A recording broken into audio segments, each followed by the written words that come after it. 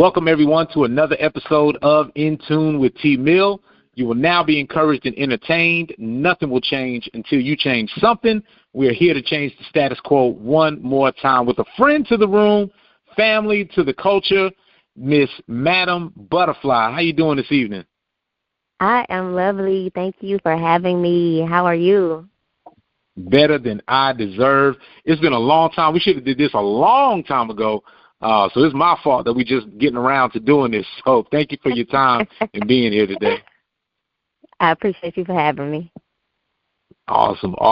We are here to talk about a new EP titled Prisoner of the Moment, which is going to be released exclusively on Bandcamp. We're talking about betting on yourself, talking about paying it forward, talking about proud to pay, talking about taking the ownership into your hands. And Prisoner of the Moment is an EP that dives into the process of induced and willed silence for the sack of transformation that starts within. And after suffering grief and trauma, Madam Butterfly has definitely once again transmuted that pain into powerful, heartfelt, emotional, and profound words over tracks produced by Classified Alias. Madam Butterfly, I got to tell you, it's definitely good to hear that you got some new music on the way.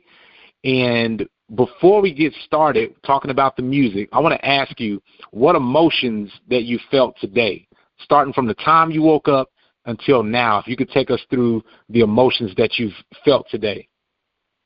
The emotions that I felt today. Okay, so I woke up.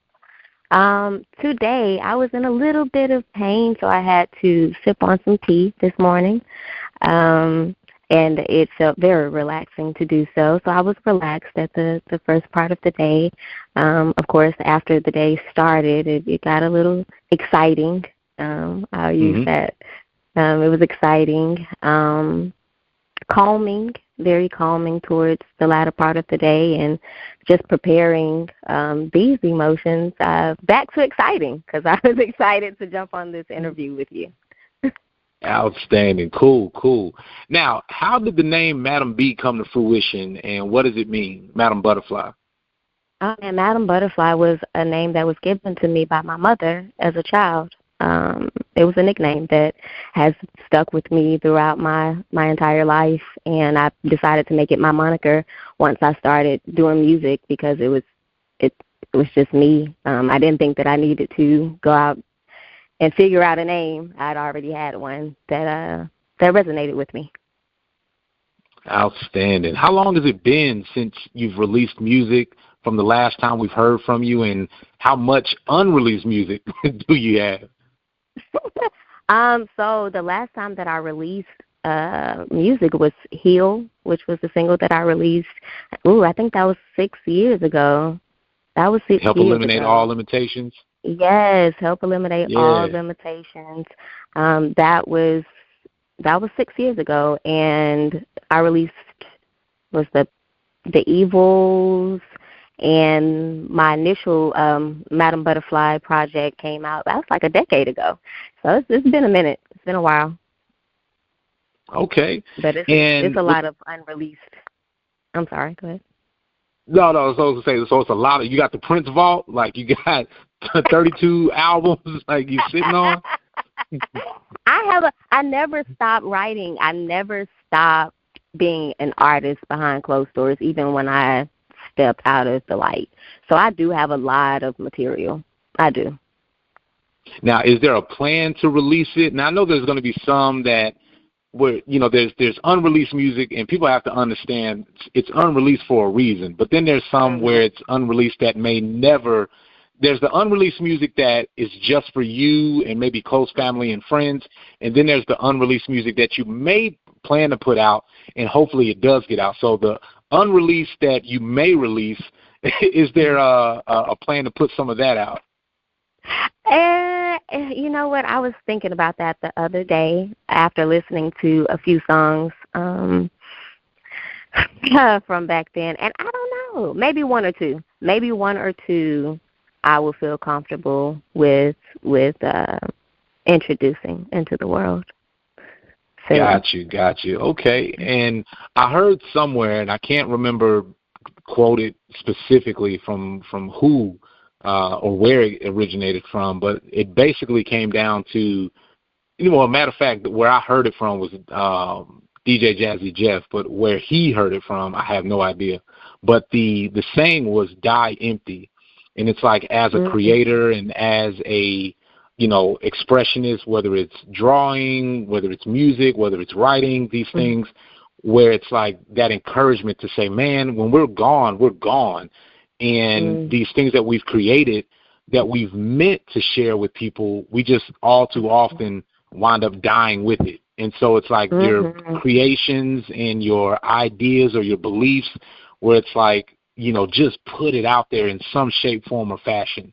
What you want to share with the world, not necessarily saying everything that you put together or you create has to go out, but just kind of thinking about it in that way, because it's like these gifts, if we start to believe that these gifts come from a higher power, then it's almost like, well, it's our responsibility in a sense to like return it to the world, or to wherever it came from. You know what I mean?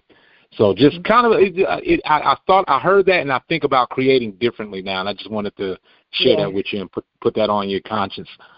I appreciate. Oh. No, go ahead. I appreciate you for sharing that, and I do remember hearing something similar. I believe it was from Les Brown. I used to listen to him a lot, and he would say along the same thing: don't take your dreams to the grave with you, because they're going to be looking at you like, oh, we're dying with you. And I do understand that. I think with my artistry, I'm real big on how I emote.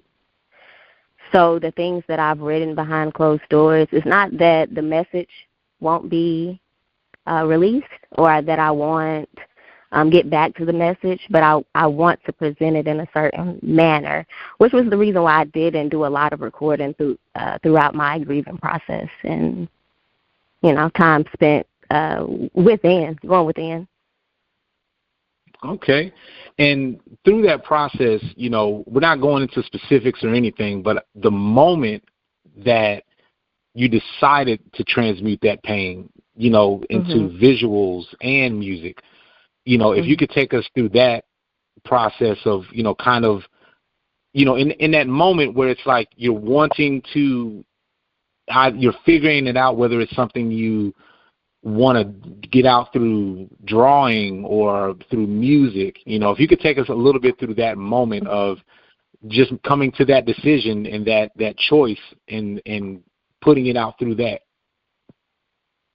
Sure. So I've been an artist, a painter, for a long time. I used to collect rocks in my grandmother's yard and paint them, and she actually still has a few of them in her collection.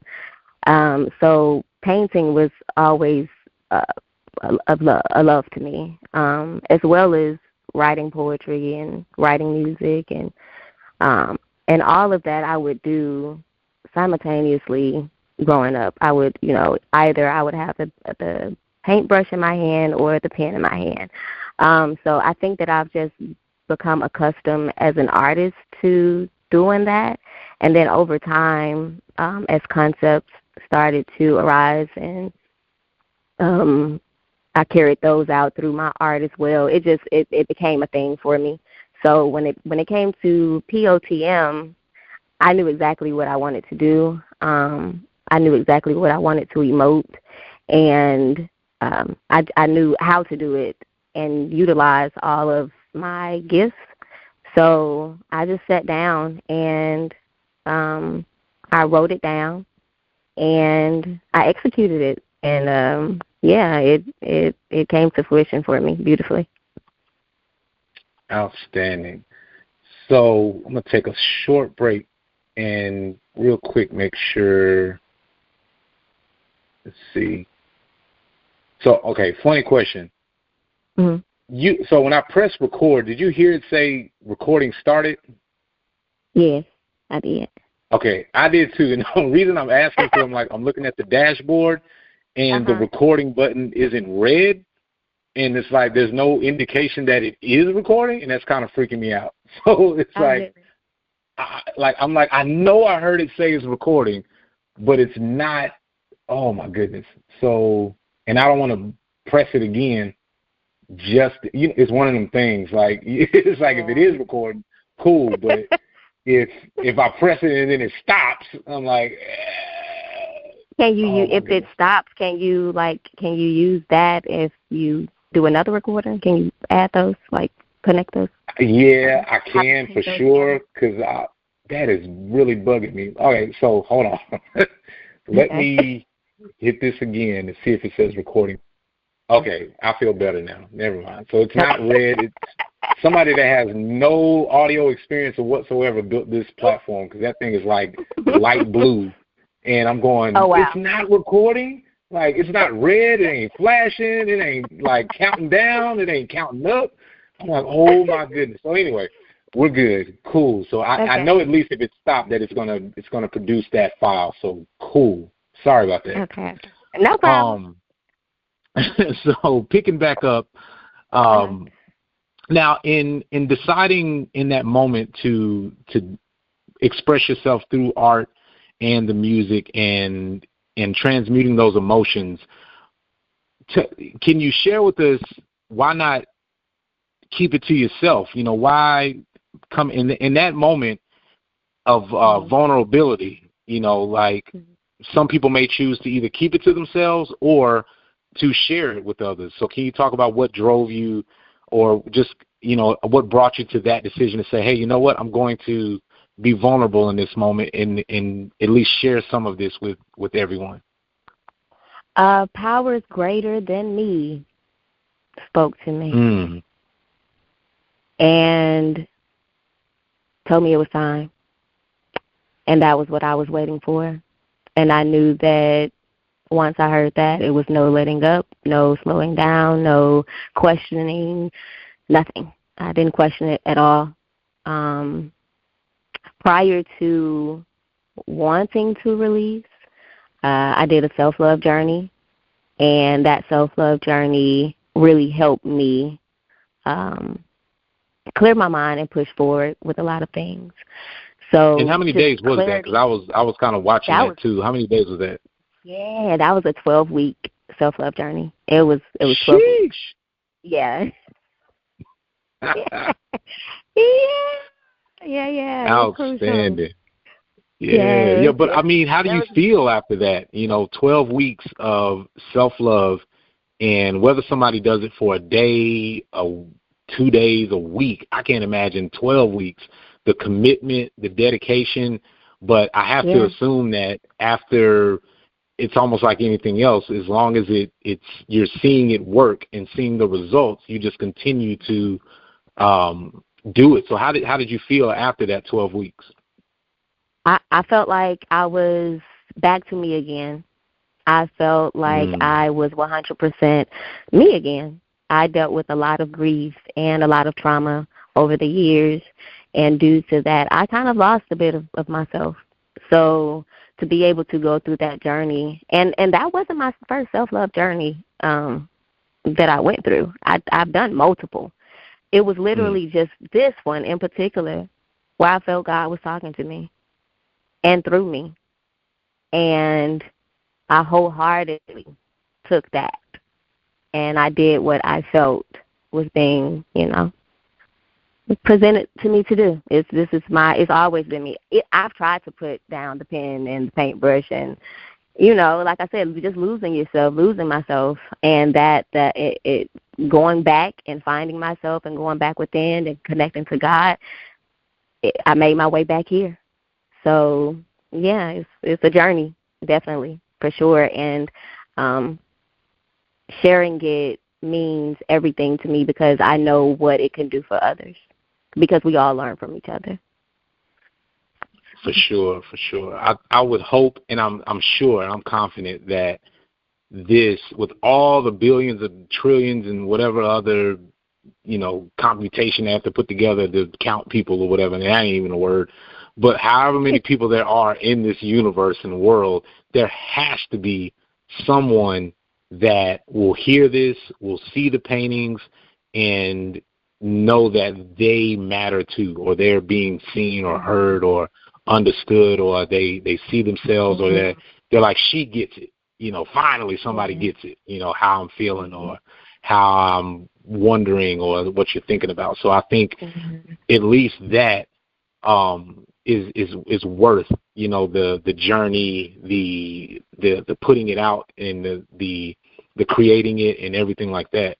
I want you to think about something that I want you to answer later on. I mean, you can answer it now, but I also want to give you some time to think about it, because I hate when people ask these type of questions, and it's like, give me some time to think about it at least. What's one of the most vulnerable songs or books that you've heard or read and just kind of like, wow, I can't believe this person went there or shared or whatever it could be happy, or because people think vulnerable and they're like, well, vulnerable doesn't have to always be sad or it's just, again, it's vulnerable. You're just sharing something that people may not have been privy to, or they may not have known about you. So I want you to think, and whenever you're ready or whenever you get it, you just say, hey, I got it. One of the most vulnerable songs or books, because I know you read a lot, so it could be a book, it could be a song, it could be a poem, or even a piece of art, that you may have seen, or that you just thought, wow, I can't believe this artist or person or author was this vulnerable. All right? Okay. I have one, like, initially. Oh, come on, let's go for it. She ready. Madam B, keep one in the clip. Come on, let's go. Let's go. You know what? It's because I heard that the meaning behind this song was very, very, very dark, and I didn't know that this was the meaning behind the song until like recently. But Sitting on the Dock of the Bay, Otis Redding. Sitting at the dock of the bay. That. So what? I gotta know now, because I like that song too. But what's the story behind the song? It's a suicidal letter. Yeah. That makes sense. Yes. Wow. And once I found that out and I listened to it, I'm like, oh wow. Yeah.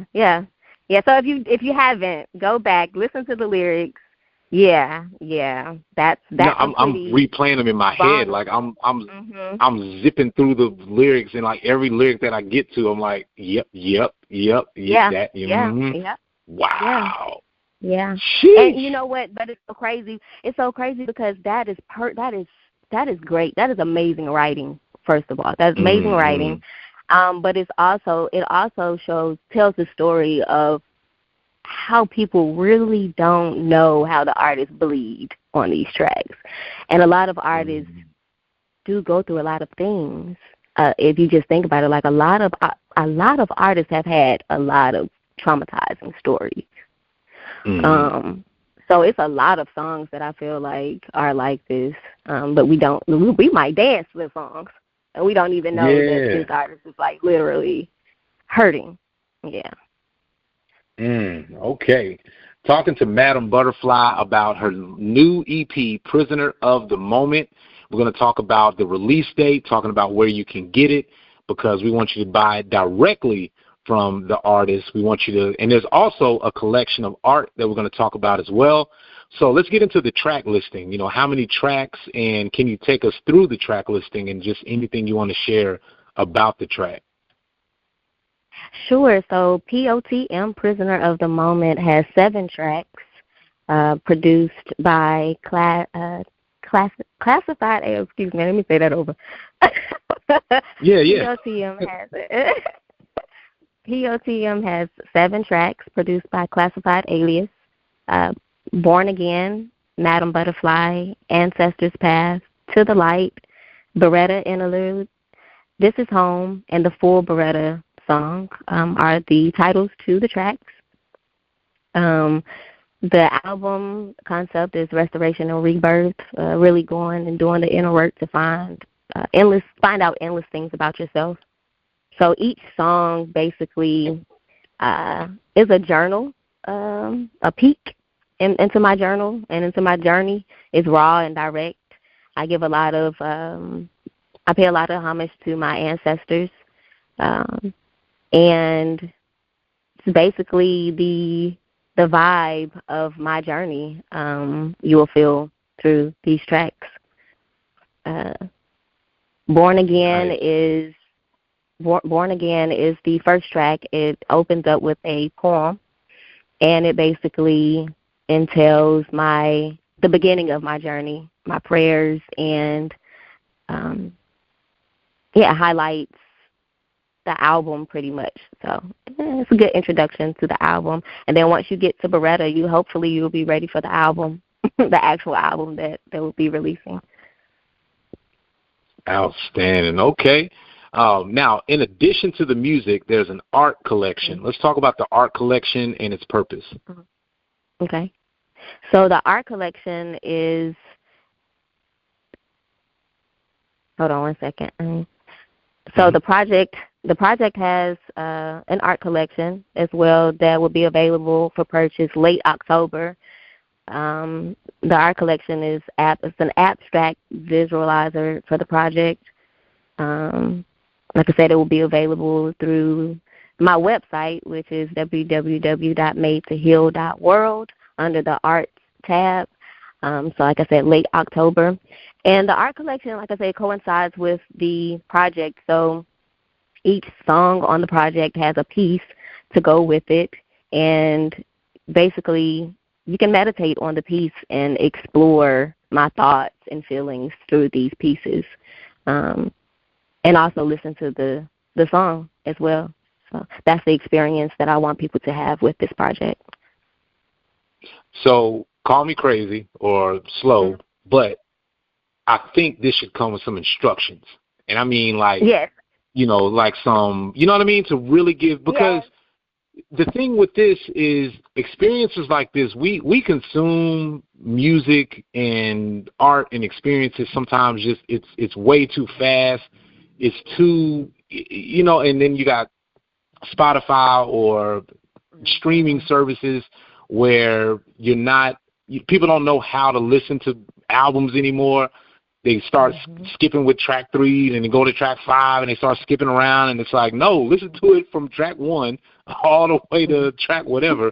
And so I think sometimes you have to direct people of how to experience the art, and I think that some instructions, or we'll say a guide. Instructions kind of sounds crazy. So maybe a guide of how to enjoy this, to get the full. We got instructions for everything else. We got instructions for medicine. We got instructions for food and directions and recipes and workflows and all these different things. So why not instruct and guide people of how to experience the art, how to digest the music, how to how to enjoy it the best way in a guide, like I said. So I don't know, just put it out there. Just at least I'm going to ask you. I'm probably going. You don't have to put it out there, but I'm probably just going to be like, all right, what do I do? Like, you want me to because I want to experience it in the way that you put it together. So that's just something to think about. Okay, I got you. We'll have something for you. For sure. All right. So now we talked about earlier, betting on yourself and also putting the power of the music back in the artist's hands, and I want to talk about why artists are doing more direct to consumer DIY and the benefits of direct sales. And some of us, we keep talking about it.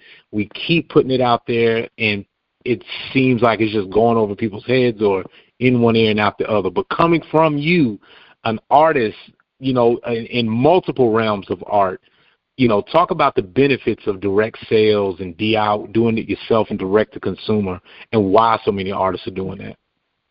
Yeah, so I think it was Prince that said it. I'm paraphrasing, but don't let the machine use you. Use the machine. Don't be consumed by the computer. I stand by that, and I think I've always been very, very, very, very tight about my intellectual property. I started off selling CDs out my trunk. So to trade that for a .0000 whatever of a stream was always off-putting to me. So I think that going back to direct sales is honoring ourselves as artists. It's really like revering the work that we do, because why just give it off for fractions of a penny when we can do the work? I know it's going to take a lot of work. It does take work. But I think right now, since the industry is shifting, you have Cardi B now coming out selling CDs and tapes and stuff, and you have a lot of bigger artists in the industry now switching over their how they distribute their music. So I think that right now is the perfect time. Honestly, it's still going to take work to convert, but right now is the perfect time to start thinking about direct sales and connecting directly with your audience and with your listeners, and actually making experiences for them, because the industry is gone. It's crumbled. It's crumbled. It's not even worth it's not even worth it anymore, honestly, in my opinion. Sure. It's imperative for every artist to think about how they can bring things home in every facet, home to themselves, home to their families, home to their thoughts. Just bring it back home, because I think we've gotten too far gone when it comes to technology. No, for sure. And I hope that more artists will take that route and at least try it, and at least give it some thought, because the reality is, and I thought I had to think about this I couldn't figure out why people weren't understanding that you need to pay for music. You need to pay for art. You have to pay for experiences and things like that. And it was just I couldn't understand why. And then it came around to my own son, which him as an artist, 13 years old, he produced and wrote his first album at 13. Then he did his second album. Yeah, Living Proof. Y'all get out there and check him out. He dropped his second album in his junior year, and then he's in his senior year now, senior year of high school, and he's producing and writing his third album. And I don't think, and all the while trying to get him to understand selling his music or the difference between Spotify and Bandcamp, and it just wasn't a thought for him. It was just, he was so bent on, if it didn't go on Spotify, he was just going like, oh my God, the world's ending. I have to get it on Spotify. I have to get it on iTunes. And just trying to get him to understand that do-it-yourself mindset, it wasn't clicking until, I think, again, as he got older, and we were having a conversation, and in the middle of that conversation, he said something to the effect of, it's always been this way. I've never had to buy music. I've never bought music in my life. And I thought about it. I said, you know what? You haven't. Right. Music has always been free your whole life. You don't know anything else. You never had to buy a CD. You've never had to buy a download. It's always been free for the 16 years you've been living on this earth. It's been the industry for you. And so it's foreign to think about it in that way, where it's like somebody has to pay for a song. Like, I can just pay $9.99 to get 30 billion songs.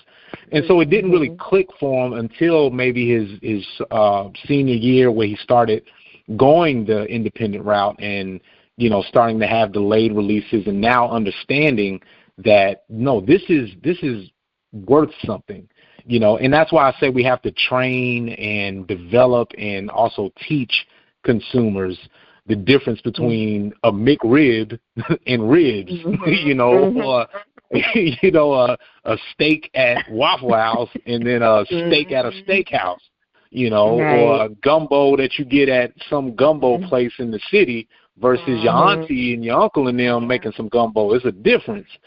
And having that authenticity and knowing that there's art that should be paid for. So I'm glad and I'm so proud that you and other artists are continuing to do this, and I, as well as many others, will support y'all on buying it direct, getting it from the artist. And then, again, in 3-4 months or whatever after, then everybody gets it on, DSPs and things like that, because I do think they do have a benefit to reach more people. But like you said, we got to get it back to out the trunk. Talk about the collaboration and process of collaborating with Classified Alias, and creating this and, coming up with this album and this EP. I'm sorry. Oh man, this EP. So it was.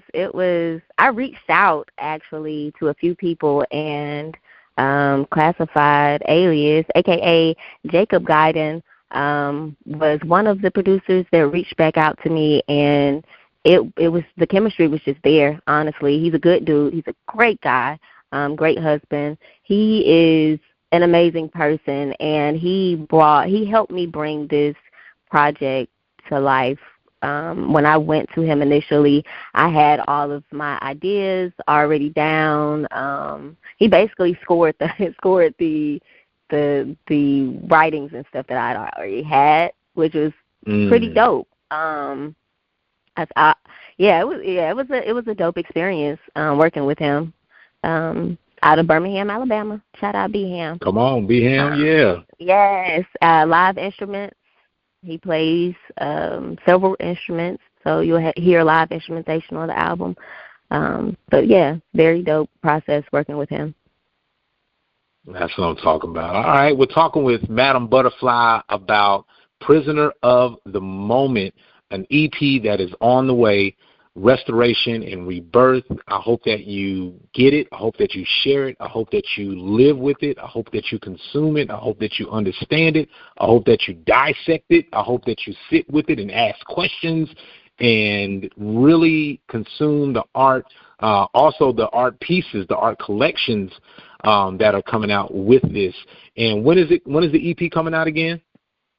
The EP will be available on Bandcamp, via Bandcamp, October 10th.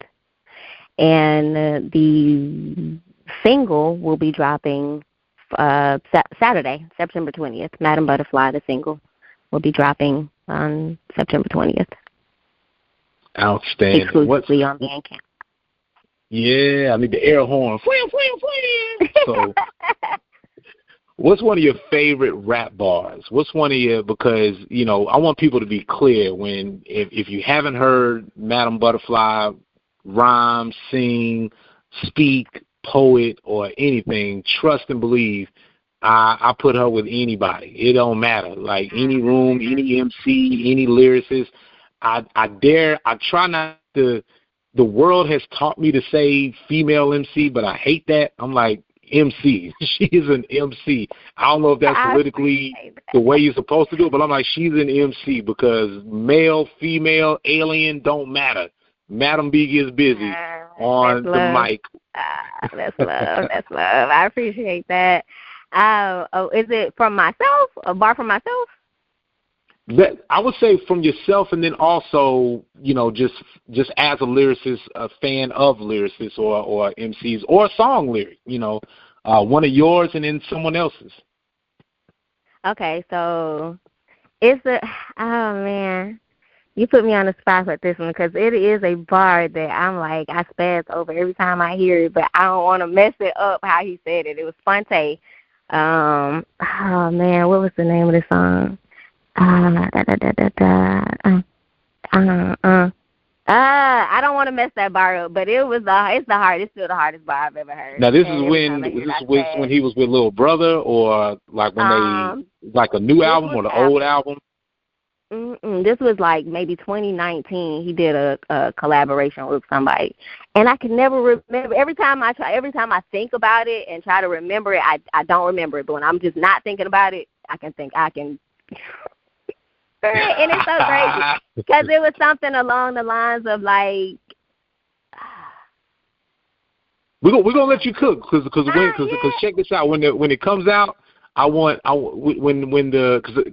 want you to make sure you have the time to because like you say, I know you don't. I don't want you to feel pressured to say it and then you mess it up or don't remember it. Yeah, I don't want to mess it up. I don't want to mess it up. Be like, well, tmill made her do it. Like, nah, I don't want no smoke with Fontigolo. I don't want no smoke. So nah, I'm good. Man, because you know he the truth, man. Listen, those bars was crazy in that song.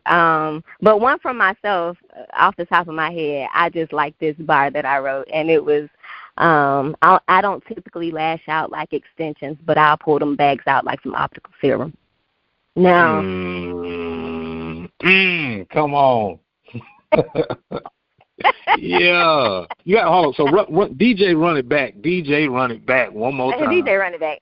I don't typically lash out like extensions, but I'll pull them bags out like some optical serum. And that bar right there, it hit on so many levels because, one, the optical serum. I grew up in the hospital, like going to the hospital with my grandmother, which she worked in optometry. So I saw a lot of that. And as it relates to me just personally, I think that a lot of people tell me, like, I come off sweet, I come off kind, and I am. I do. What did Erica say? I'll light an incense, but I also, what I'm saying? I'll mess some stuff up around here. Need me. If need be. I'm not going to lead with it, but it's needed. So that was like one of my favorite bars I wrote. Already. Which is the reason why, so that reminds me two things. That is the reason why I was like trying to curate the right people for the Lady Cipher with Con Society like years ago.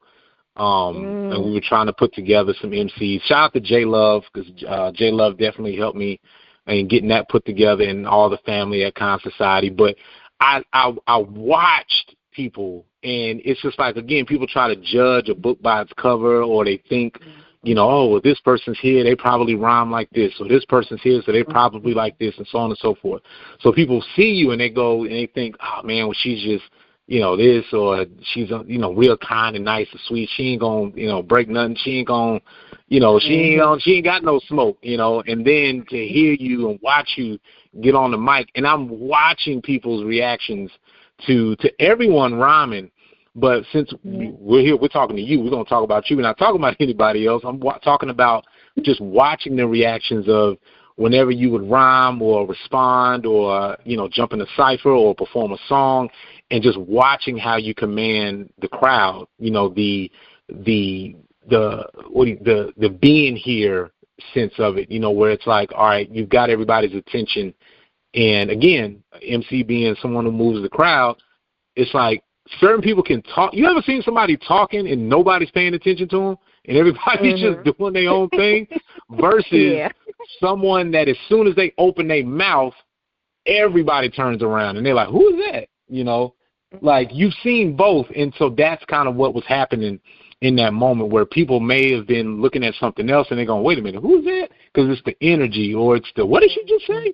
Or they trying to see what everybody else is looking at. So you commanded it in that sense. So yeah, definitely. And thank you for that. Like, for pulling up to that. And that was years ago. So I'm talking about something that happened a long time ago. But that's what it made me think of. That was a dope experience. I still talk about that to this day. And to God be the glory for everything that I do. I can't take credit for it. I'm a vessel. So when I do show up, absolutely. I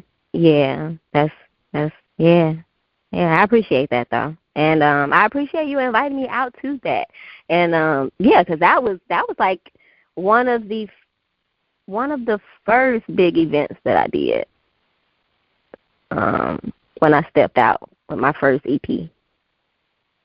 And the thing was, it's just your music resonated at that time, and I wanted to put different artists, and just simply get out the way. Where it's like, all right, if it's ladies' night, we're going to let the women run it, host it, Like, we're going to get out the way. You know, it's not even a let me take that out. It's just, it's a ladies' night to put, there was enough, you know, other nights where it was just guys and just guys and guys and guys and guys and all that energy, to where it's like, let's just relax for a minute and really learn and appreciate and be able to enjoy the company and the camaraderie and the music and the vibe from our sisters, our aunties, our wives, the girlfriends, the women, the friends, all of that, and to hear different art, you know, to hear different, and just kind of kick back for a minute and just really let it run that way. So, like, you know, everybody that put that together and everybody that pulled up and all the MCs and, you know, Lady Lace and Kari and J Love and Cricket and everybody that, you know, all the DJs and everything. And that's one of, like, the photo of that, I share it often because to me it was just a powerful image. Like, we all took a photo at the end of the night. My son, Living Proof, that I was talking about, as an artist, he's in that photo. Both of my sons are in that photo. I want to say my daughter was there too. So all three of my kids were there, and I share that photo again because it's powerful. It's like you got all different ethnicities, people from different backgrounds. There wasn't no problems. Everybody was good. Everybody had good food, chilling. And it's just a powerful statement. Before I let you go and before we get out of here, one thing I did want to bring up, and it's just ironic, I literally had a conversation yesterday, an interview with one of my former radio colleagues, and we were catching up, doing an interview. Shout out to Toy Elizabeth, a.k.a. Cameron Adams. And when if you go on my page, like, it's up there now, matter of fact. And she posted, she said, hey, I'm jumping back on the mic with tmill. She said the last time we were on the mic was 17 yeyears ago, and we had an interview with Fonte. And she said that was one of my favorite interviews, and this, that, and the other. And so while we were talking, I asked her, I was like, yo, Toy, I said, we interviewed Fonte? And she said, you don't remember? And she ran down the whole interview. And I was like, how do I not remember we had an interview with Fonte? And she's like, yeah. We couldn't find it because at the time we did the interview was on Blog Talk, and they shut down. And we were talking about not like backing up all of our interviews and shows and things like that. And that was one of the ones that she lost. And she's like, yeah, I should have did that. But I had no idea and no recollection that we interviewed Fonte. And I'm like, I wish I could remember that interview, but she literally ran the whole interview down. She was like, yeah, you asked him this, and then he said that, and then I asked him this, and he said, I'm like, how do you remember 17 years ago? And it's just being in the moment. So then when you brought up the bar from Fonte, I'm like, oh, there it is again. Fontigolo. Let's go. Shout out to Fonte. That album. Dope MC. Well, another dope MC that we're talking to right now, lyricist, artist, Madam Butterfly. Again, Madam Butterfly, tell them the name of the EP and when it's coming out and how they can get in contact with you. I appreciate your time with us this evening as well. Thank you so much. This is Madam Butterfly.